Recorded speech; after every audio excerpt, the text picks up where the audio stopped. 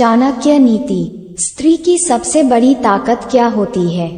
चाणक्य कहते हैं कि महिलाओं के लिए उनकी सबसे बड़ी ताकत होती है मधुर वाणी। इसके अलावा चाणक्य ने महिलाओं के सौंदर्य को भी उनकी शक्ति बताया है, लेकिन मधुर वाणी के आगे शारीरिक सुंदरता को कम आंका जाता है, जो उचित है। मधुर वाणी के दम पर स्त्रियां हर किसी को अपना मुरीद बना लेती हैं। मधुर बोलने वाली स्त्री का हर जगह सम्मान होता है।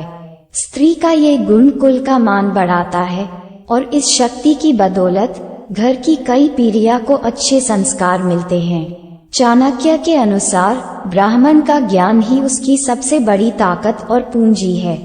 इसी के दम पर वह समाज में पद और प्रतिष्ठा पाता है। आचार्य चाणक्य कहते हैं, ज्ञान न सिर्फ ब्राह्मण बल्कि हर व्यक्ति की शक्ति होता है। विपरीत हालातों में ज्ञान ही वह शक्ति है जो संकटों से उबारने में मदद करती है।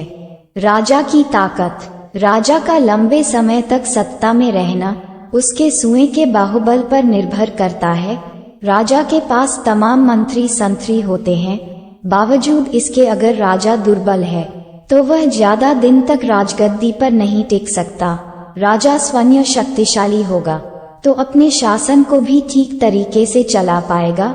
लीडर के तौर पर समझे तो जब तक लीडर मानसिक और शारीरिक तौर पर मजबूत नहीं होगा तो न ही मैनेजमेंट ठीक होगा और न ही संस्थान तरक्की कर पाएगा।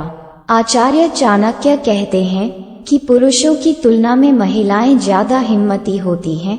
संकट के समय में वो झुकती नहीं है बल्कि डटकर उसका मुकाबला करती हैं। आचार्य चाणक्य के मुताबिक किसी पुरुष की तुलना में एक स्त्री 6 गुना ज्यादा साहसी होती है। आचार्य चाणक्य कहते हैं कि महिलाएं पुरुषों की तुलना में ज्यादा समझदार और सुलझी होती हैं। वो गंभीर से गंभीर स्थिति को अपनी समझदारी से संभालने का साहस रखती हैं। उनमें परिस्थितियों के अनुसार खुद को ढालने की जबरदस्त क्षमता होती है। जैसे जैसे उनकी उम्र बढ़ती है वे और समझदार होती जाती हैं।